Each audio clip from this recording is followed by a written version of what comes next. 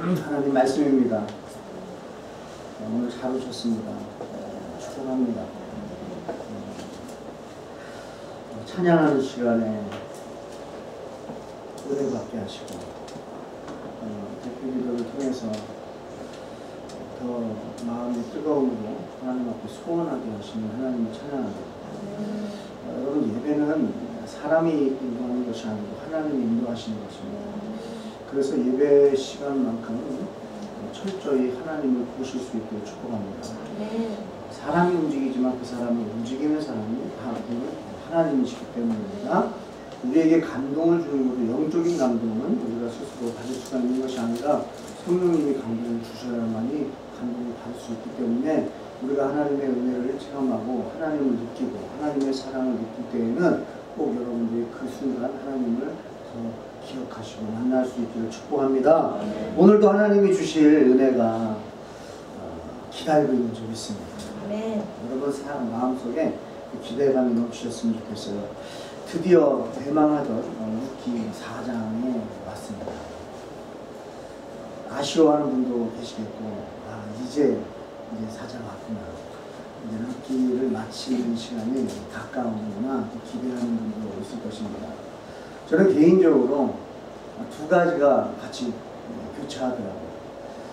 이제 루키 말씀, 빨리 이제 결혼하는 장면, 또 하나님이 채워주시는 그 은혜와 사랑을 이 루키를 통해서 또 맛봐야겠다라는 마음도 있지만 또 아쉬움이 있어요. 이 루키를 통해서 정말 몇 주 동안 얼마나 행복하고 정말 하나님 말씀이 이렇게 살아있구나라는 것을 체험했는지 모르겠습니다. 1장부터 3장까지의 말씀은 여러분들 아시겠지만 짧게 요약해두면 엘레멜렉이라는 가정이 있었고, 그 엘레멜렉은 베들레헴에 살고 있었습니다. 근데 그 땅에 흉년이 들었어요. 그랬더니 이 엘레멜렉이 결단합니다. 이 가정을 다 데리고 모압으로 이방 땅으로 건너갑니다. 근데 성경에는 나와 있지 않지만 이유는 없지만 그 엘리멜렉이라는 사람이 죽습니다. 그리고 그에게 있는 두 아들이 있었는데 그 모압 여인, 이방 여인과 두 아들은 결혼을 하게 됐는데 또 그들 또한 자녀가 없이 그냥 죽게 됩니다. 그래서 결국에는 새 여인, 과부 새 여인만 남겨지는 사건이 일어납니다. 그때 시어머니 나오미는 이제 두 며느리에게 이제는 너희들의 살 길로 가라, 너희들의 가정으로 돌아가라, 가족에게로 돌아가라고 했는데 둘째 며느리 룻은 그렇게 하지 않겠습니다. 어머니와 함께 하겠습니다. 결단을 하고 이 모압에서 베들레헴으로 시어머니와 함께 돌아옵니다. 그런 가운데 이 룻이란 젊은 여인이 어머니와 함께 살기 위해서 자신이 여태까지 배우고 들었던 하나님에 대한 그 기억을 떠올리게 되고, 이스라엘 백성에게 하나님이 제도를 주셨는데 뭐냐면 이삭을 죽을 수 있는, 그러니까 객과 과부와 어린 고아들은 남의 밭에 가서 떨어져 있는 곡식들을 주술 수 있는, 그걸 정당하게 주술 수 있는 제도를 주셨다는 것을 이 룻은 알게 되었어요. 그래서 룻은 스스로 어머니의 허락을 받아서 내가 이삭 죽기를 하겠습니다. 그러면서 뭐라고 말하냐면, 내가 누구에게 2장 1절에 이렇게 말해요. 내가 누구에게 은혜를 입으면 그를 따라서 이삭을 죽겠나이다. 이 내용은 뭐냐면, 내가 누군가에게 은혜를 입는다는 얘기는 뭐냐면, 지금 이 시대가 사사시대고 왕이 없는 시대고 각기 자기의 소견대로 살아가고 있는 이 시대인 것을 알지만, 그럼에도 불구하고 하나님의 말씀대로 하나님을 경외하고 하나님 중심의 삶을 사는 사람이 누군가 있다면 그를 통해서 이삭 죽기를, 은혜를 내가 경험하겠습니다. 체험하겠습니다. 그래서 그 은혜를 받아서 이삭을 주어서 어머니와 함께 나누겠습니다 라고 고백한 것이죠. 그러니까 이미 2장 1절에서 고백한 이 룻의 이 고백만 들어도 이 시대에는 이렇게 은혜를 끼칠 자가 그렇게 많지 않았다는 것이죠. 아무 밭이나 간다고 해서 그 하나님의 제도를 따르지 않는 시대였다는 것이죠. 그렇기 때문에 이 룻은 어느 밭으로 가야 될지 모르지만 내가 돌아다니다가 하나님을 경외하고 하나님의 율법이 그 삶의 중심이 되고 하나님 우선순위의 삶을 사는 사람을 만나게 되면 이라는 것이죠. 여기서 저희가 알 수 있는 것은 보아스라는 사람의 인물은 보아스라는 사람은 하나님을 경외한 사람이었고, 보아스는 하나님의 법을 자신 인생의 우선순위에 둔 사람이었다는 것입니다. 그런 보아스에게 이제는 나오미가 룻에게 말합니다. 가서 이제 청혼하라는 것이죠. 그래서 룻은 순종하고 보아스에게 다가가서 청혼을 합니다. 이 보아스라는 인물이 그냥 이 여인, 젊은 여인이 청혼했기 때문에 그 청혼을 받았느냐? 그렇지 않습니다. 룻기 2장 11절 12절에 보면은 이런 말씀이 있어요. 보아스가 그에게 대답하여 이르되 내 남편이 죽은 후로 내가 시어머니에게 행한 모든 것과 내 부모와 고국을 떠나 전에 알지 못하던 백성에게로 온 일이 내게 분명히 알려졌느니라. 여호와께서 내가 행한 일에 보답하시기를 원하며 이스라엘의 하나님 여호와께서 그의 날개 아래에 보호를 받으러 온 내게 온전한 상 주시기를 원하노라 하는지라.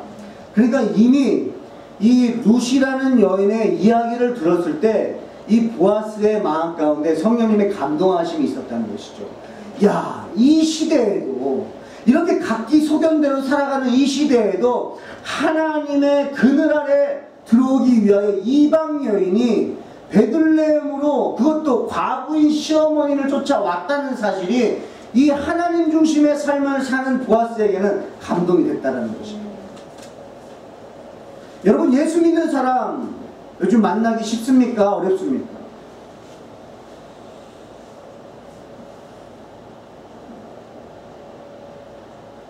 많이 생각하게 하죠.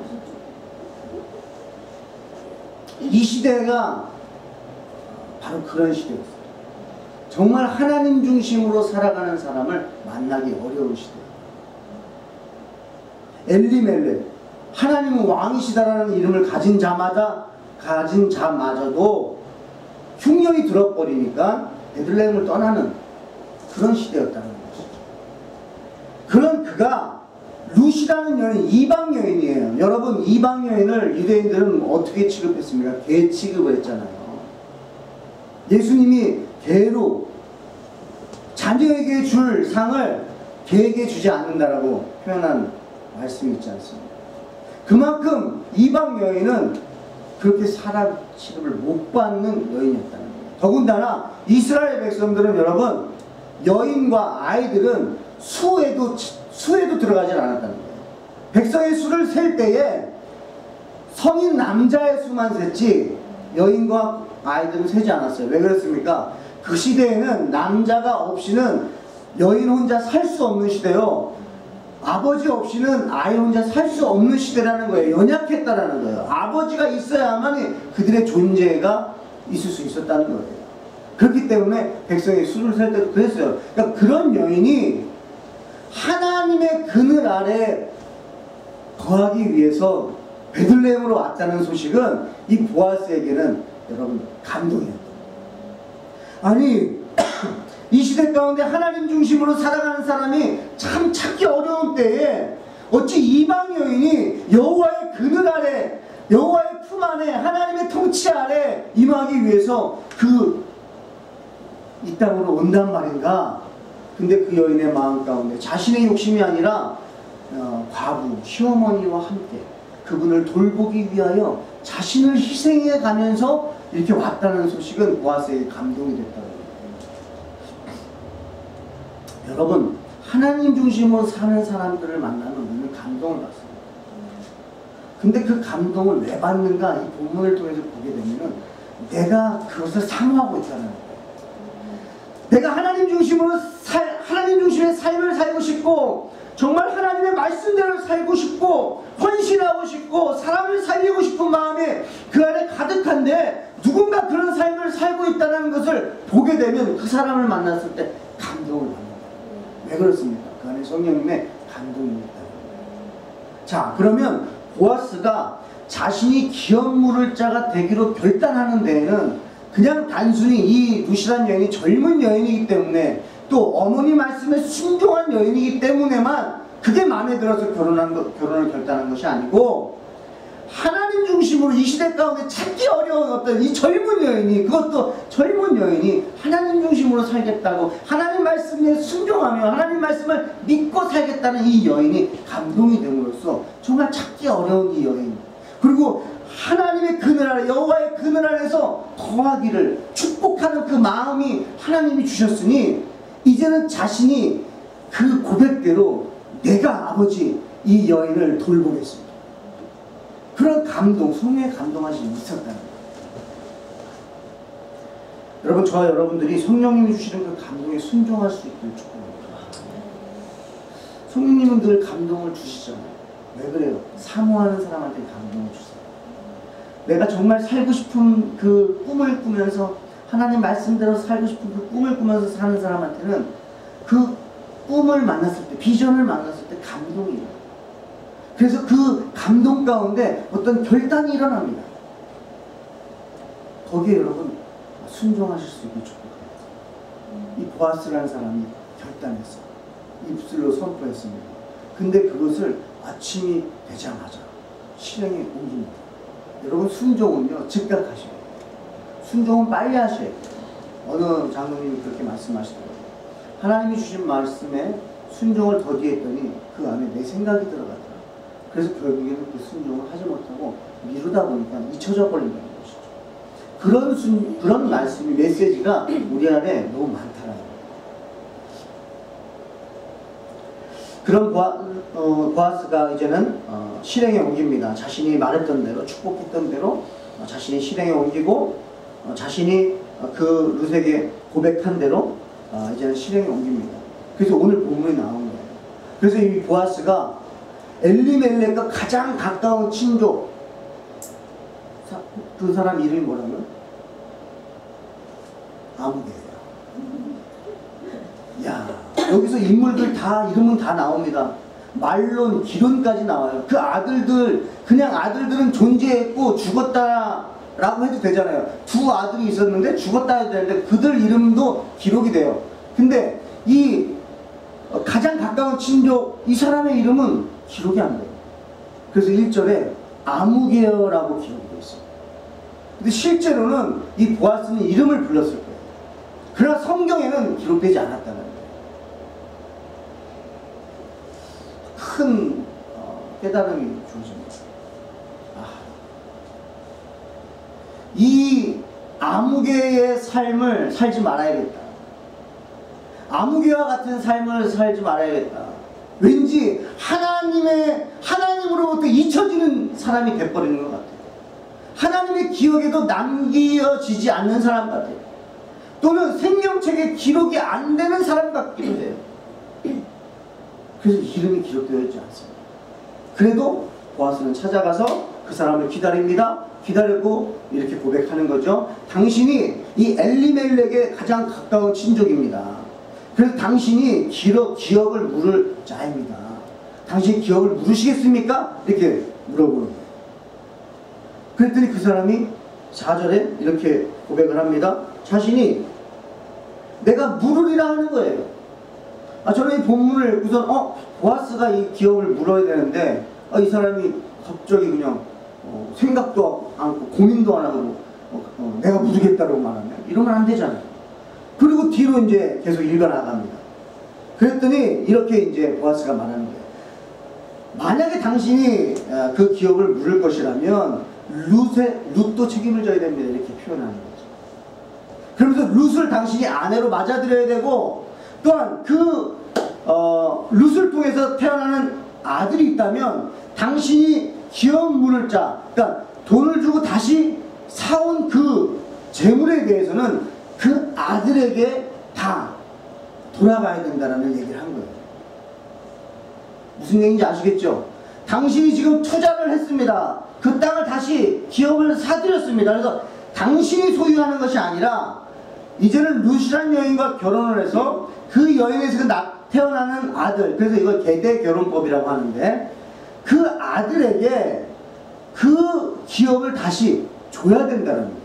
그렇게 해서 그 엘리멜렉 가문을 유지시켜야 되는 것이 바로 계대 결혼법입니다.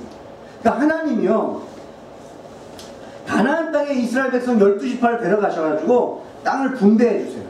그래 놓고 각 지파마다, 가정마다 또 이렇게 또 나눠서 분배해 줍니다. 왜 그렇습니까? 살 수 있게 하시려고. 이렇게 하나님은 우리에게 공급하시는 분이세요. 그런 다음에 정말 상황이 어려워서 그 땅을 팔아야 될 경우는 팔 수 있어요. 그러나 50년이 되는 희년 때에는 그 땅을 다시 원상복귀시켜요. 그냥 이유도 없습니다. 그냥 그대로 다시 돌려줘야 되는 거예요. 이게 하나님이 주신 법이에요. 여기서 우리가 깨달을 수 있는 것은 뭐냐면요, 땅의 주인은 사람이 아니라는 것입니다. 그 땅의 주인은 하나님이라는 거예요. 하나님이 주신 거라는 거예요. 그 주신 땅에서 먹고 마시며 살 수 있게 해줬다는 거예요. 그러나 너 혼자만이 아니고 모든 사람을 먹이시는 하나님이라는 것입니다. 그래서 모든 소유의 권한은 하나님께 있다는 거예요. 이렇게 얘기를 했습니다. 당신이 참 착한 마음을 가졌습니다. 정말 하나님의 그 제도를 당신이 인정하고 물은다니, 그렇다면 이 루시라는 여인도 함께 책임을 져야 되고 당신이 물은 그 기업은 나중에 그 자녀에게 다시 돌려줘야 되는 것입니다 라고 말을 해요. 왠지 저는 이 본문 5절에서 뭘 느꼈냐면, 이 보아스가 루시라는 여인을 보호하고 싶었던 것 같아요.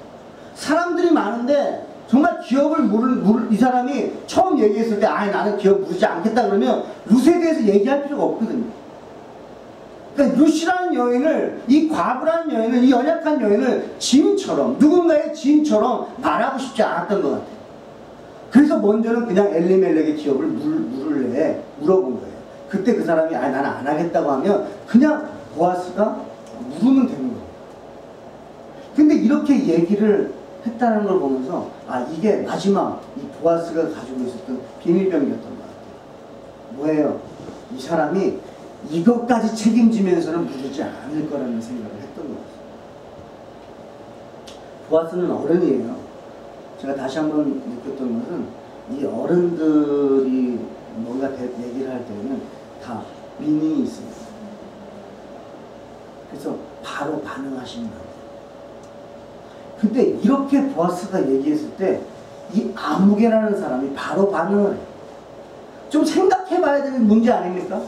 내가 생각해보지 못하는 것도 있는데 그럼 내가 하나님 앞에서 고민해보고 알려주겠다라고 해도 괜찮은 거예요.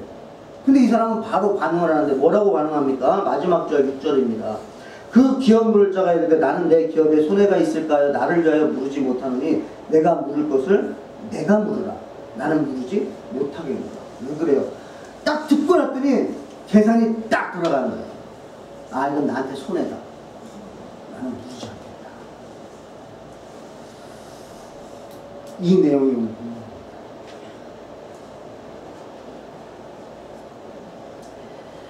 이 본문을 묵상하는 가운데 손해보지 않기 위해서 이 기업을 물으지 않았다. 자신의 책임과 권리를 다하지 못했다. 이 아무개라는 사람을 묵상하고 있어요. 여러분, 우리는요 다 보아스 같은 사람이 되고 싶어요. 그리고 룻과 같이 은혜 받는 자가 되고 싶어요. 근데 이 본문을 자꾸 묵상하면서 오히려 여기에 나와 있는 두 인물, 보아스와 아무개라는 사람이 있는데, 제 육신의 모습은 오히려 보아스보다는 아무개의 모습이 더 많지 않나요? 나에게 손해가 없다면 얼마든지 기업을 물겠습니다. 나도 이스라엘 백성입니다. 나도 이 기업을 묻는 이 제도를 알고 있습니다. 나도 하나님의 백성입니다. 그러니 당연히 제가 물어야지요. 그런데 손해가 있는다는 그 말에 이 사람은 주춤하고 포기해버립니다. 자신의 권리를 포기해버립니다. 손해를 입으니까 자신의 책임과 권리를 포기합니다. 혹시 나는 그렇지 않아요? 나에게 손해가 온다면, 그럼에도 불구하고 나는 그 책임을 다하는 사람입니다. 아니면 나에게 손해가 온다면 내 권리마저 포기하고 하나님의 뜻보다는 내게 손해가 입혀지는 것이 더 커서 포기하는 사람은 아닙니다. 묵상하는 가운데 에서와 야곱이 생각이 났습니다.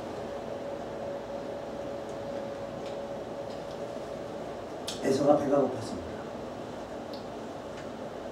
육신에 지금 니드가 있는 거예요. 그때 야곱이 장자를 나에게 팔라고 말합니다. 내가 이거 밭주고 줄 테니까 장자권을 나에게 팔라. 야, 그 장자권 뭐 눈에 보이지도 않는 거. 그리고 뭐 내가 장자권을 판다고 네 동생이 되는 것도 아니고. 그래, 너 가져. 여러분, 에서는 자신이 누릴 수 있는 권리를 포기했거든요. 그 책임을 다하죠. 왜 그랬습니까? 자신의 육신의 니드가 더 컸던 거예요.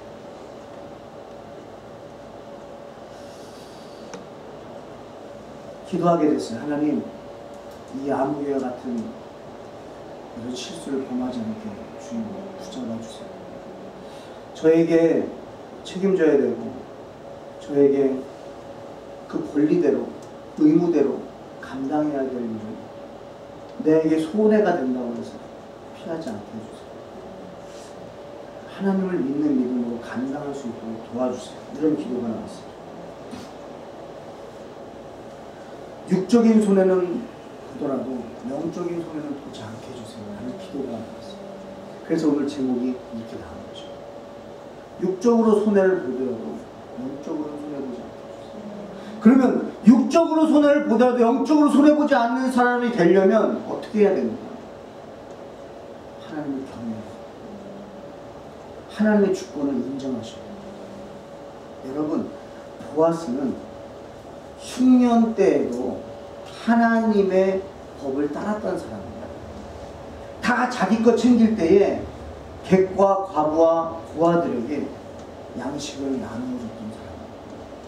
하나님 중심의 삶을 살았다는 것입니다.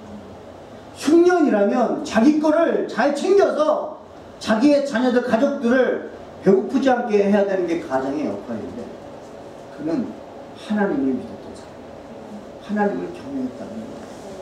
그 하나님을 경외함이 있으니까 루시라는 여인이 자기에게 찾아와서 당신이 나의 기업물을 짭니다 라고 말을 했을 때에 이것이 하나님의 음성으로 들리는 거예요. 아, 나에게 하나님이 책임을 주시는구나. 나에게 하나님이 사명을 주시는구나. 이 과부, 이 여인을 나에게 기업 물을 수 있는 그 혜택을 나에게 주신 것이구나. 여러분, 보아스가 더 손해볼 거에 대해서 이미 먼저 아는 사람이에요. 근데 자신이 손해볼 것을 생각하지 아니하고 하나님의 음성에 더 귀 기울이고 순종했다는 것입니다. 여러분, 육적으로 손해볼 수 있는 이런 당찬 사람이 되려면요, 하나님을 경외할 줄 아는 사람이에요. 하나님의 법이 우선시 되는 사람이 돼야 돼요. 하나님이 내 삶의 중심이 되고 우선이 돼야 되는 것입니다.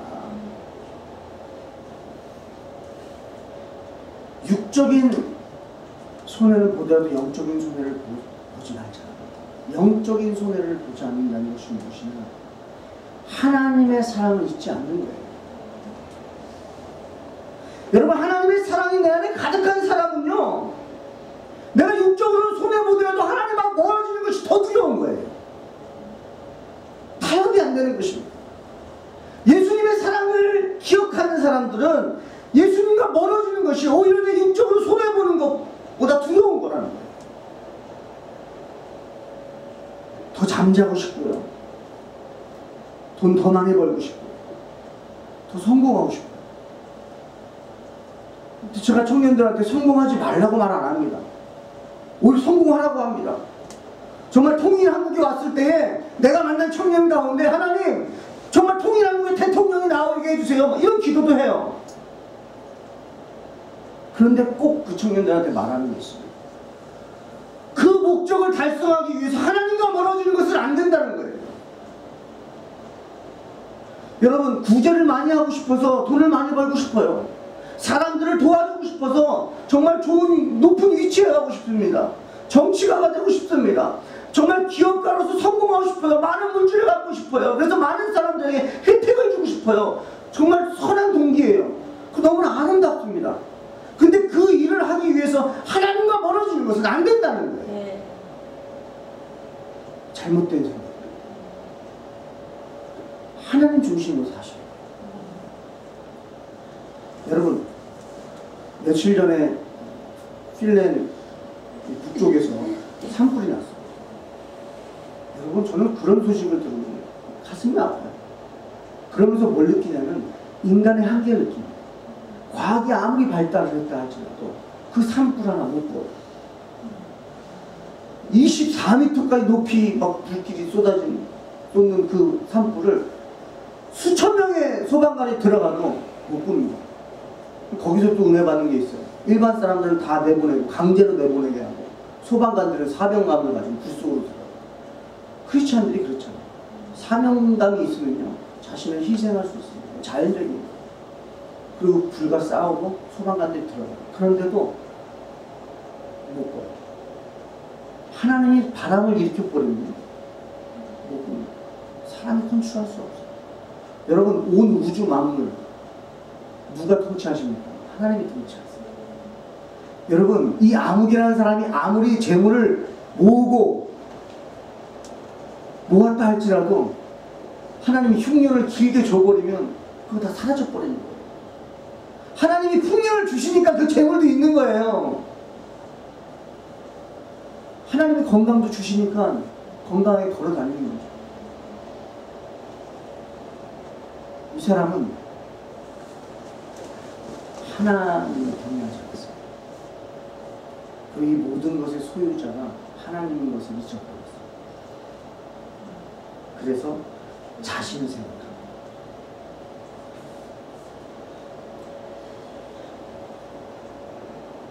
여러분, 우리의 모습이 그렇지 않습니까?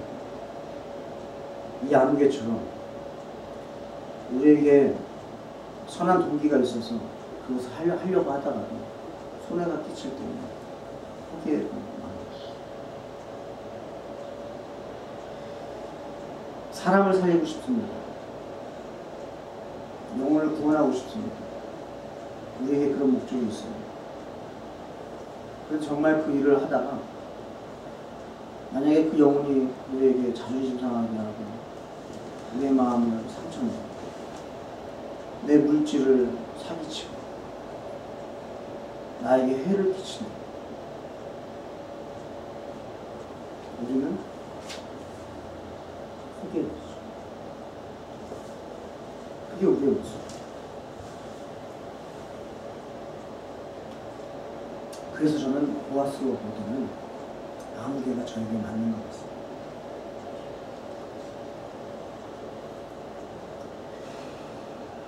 그럼에도 불구하고 우리가 이 자리에 나와서 주님께 예배드리고 또 삶 속에서 끊임없이 영혼 구원에 대한 소망이 사라지지 않는 것은 바로 성령님의 영혼이 우리 안에 있기 때문입니다.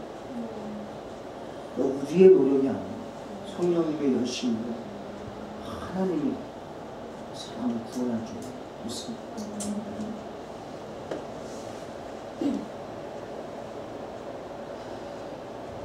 육적으로는 손해보더라도 영적으로는 손해보지 마십시오. 누가 나를 화나게 한다고 해서 화내지 마십시오. 왜 그래요? 영적으로 손해가 되거든요. 화를 내면서 내 마음의 평안이 깨져버립니다. 환경에서 주어지는 그런 공격에 여러분 너무 반응하지 마십시오.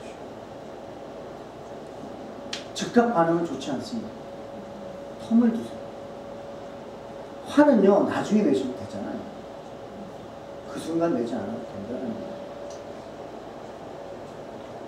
예수님의 방법을 묵상해보면 그렇습니다. 예수님에게 가늠한 여인을 데리고 온 돌 들고 온 그 유대인들 앞에서 예수님이 바로 반응하지 않았어요.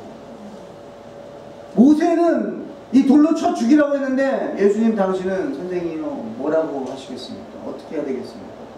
그때 예수님 바로 대답하지 않았어요. 만약에 뭐라고 대답했다면 그거는 꼬리에 꼬리를 물고 공격했을 것입니다. 근데 예수님은 허리를 굽히시고 나의 글씨를 쓰세요. 저는 이게 굉장한 지혜라고 합니다. 뭐라고 썼느냐 나와있지 않아요. 많은 사람들이 그 뭐라고 썼느냐에만 막 찾아내고 싶고 그 비밀을 깨닫고 싶어 하는데 저는 이미 예수님께서 그 굽히시고 글씨 쓰는 그 시간적인 텀이 전 비밀이라고 해요. 즉각 반응하지 않는 거예요. 사탄이 우리를 공격해 올 때 즉각 반응하지 않는 거예요. 이게 사탄인가? 아니면 하나님의 인도하시는 겁니다. 역사하시는 겁니다. 여러분 그걸 묵상할 수 있는 시간을 가지십시오. 그러니까 기도 시간을 가지시라는 거예요. 그리고 반응하셔도 듣지 않는다는 거죠.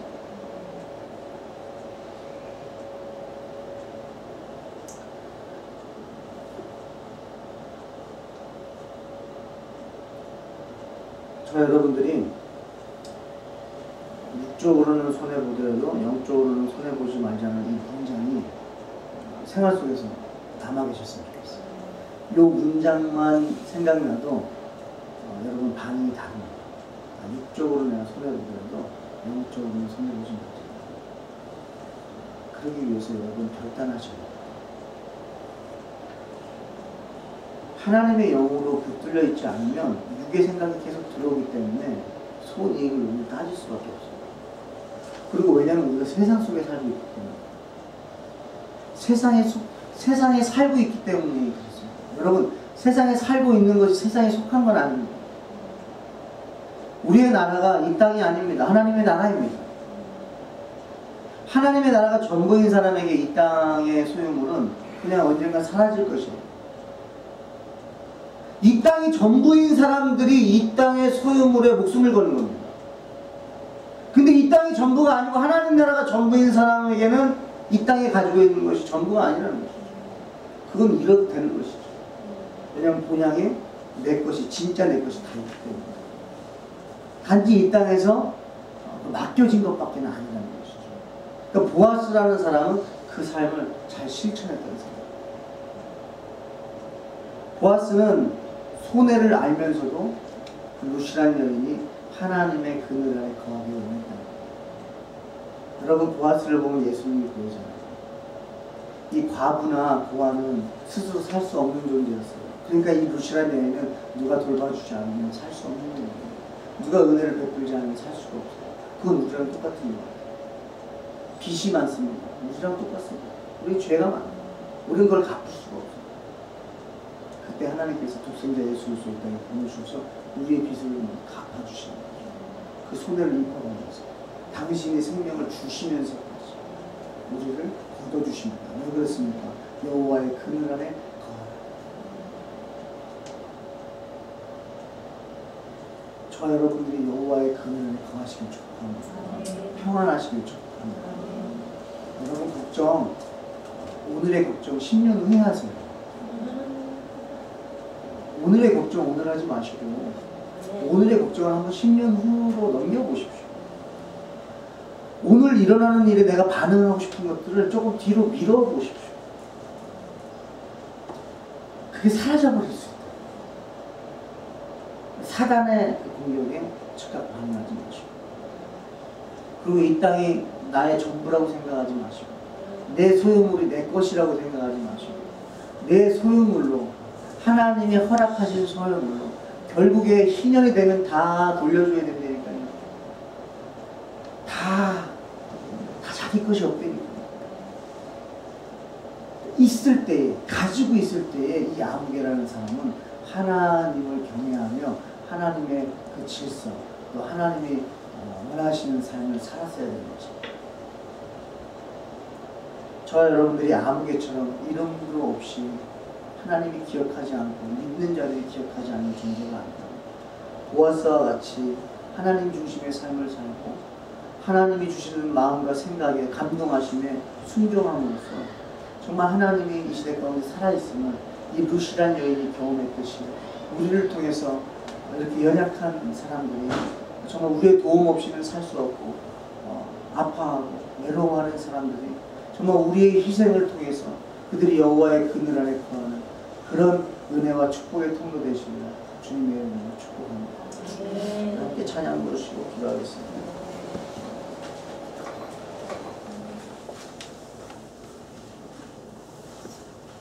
어디 하죠?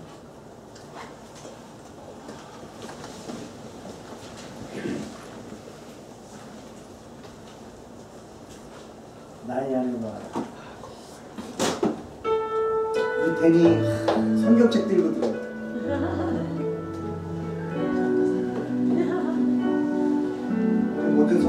여러분들 주님 안에 거하셔서 제발 주님 주시는 기쁨으로 넉넉하게 사시기를 축복합니다.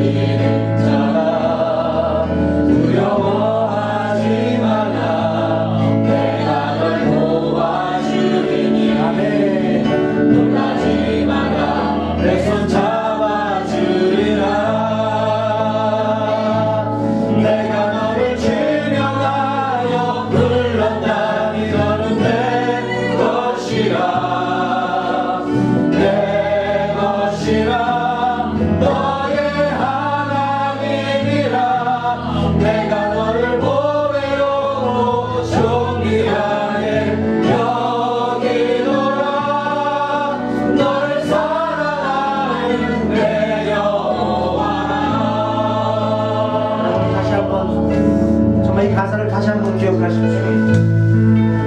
하나님이 나를 사랑하시는 내 존재가 보배롭고 존귀하구나. 주님이 그렇게 여겨주시는구나. 나는 내가 볼 때 너무 하찮고 부족하고 연약한데 우리 주님은 나를 귀하게 여기시는구나. 사람들은 나에게 손가락질하고 사람들은 나를 인정해주지 않는데 우리 만왕의 왕이신 전지전능하신 창조주 하나님이 나를 인정해주시는구나. 내가 그 사랑 안에 있구나. 그 사랑을 만끽하게 하시고 그 사랑을 또 다른 누군가에게 전할 수 있도록 인도해 주시옵소서. 우리 간절히 소원하는 마음을 가지고 다시 한번 고백하겠습니다. 나의 안에 거하라. 나의 안에 거하라. 나는 내 하나님이니 모든 환난 가운데 너를 지키는 자라. 두려워하지 말라. 내가 널 도와주리니 놀라지 말라. 내 손 잡아주리라.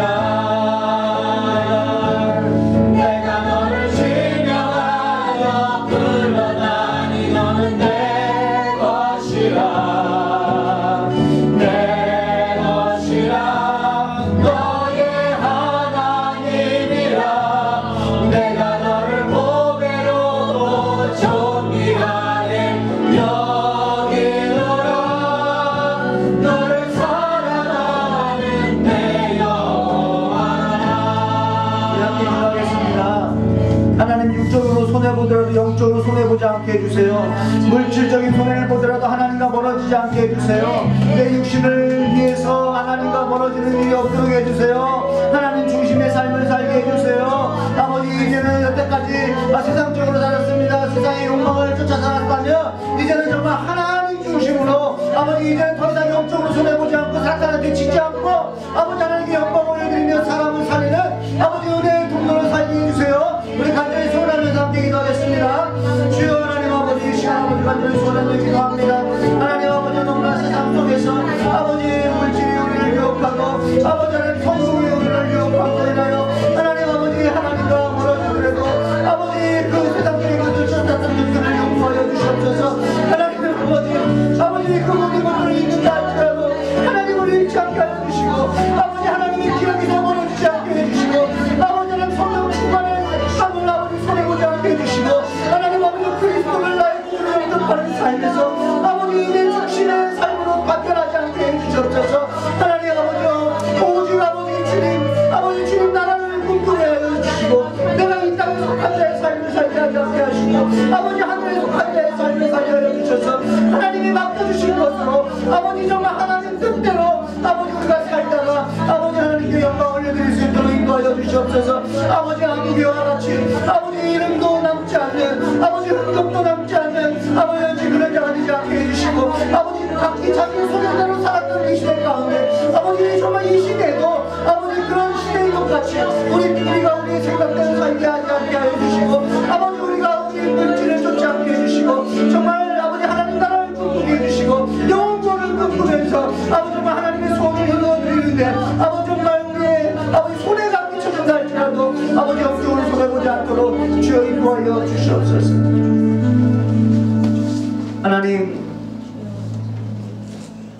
육적으로 손해보지 않으려고 발버둥치며 살았습니다. 정신적으로, 마음적으로, 또 물질적으로, 환경적으로 손해를 보면 바보처럼 사는 것처럼 느껴져서 손해보지 않으려고 했습니다.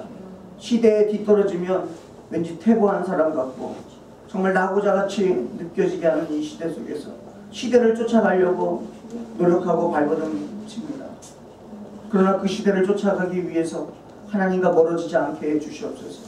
이 시대의 리더가 되기 위해서 하나님의 종으로서의 역할을 감당하지 못하는 자가 되지 않게 해주시고, 정말 아버지 육적인 것은 다 사라질 것들이기에 하나님 육적인 손해에 가슴 아파하지 않게 해주시고, 아버지 그 손해 속에서도 영적으로 이득 보게 하여 주셔서 정말 영적으로는 손해보지 않는 모든 성도들 되게 하여 주시옵소서.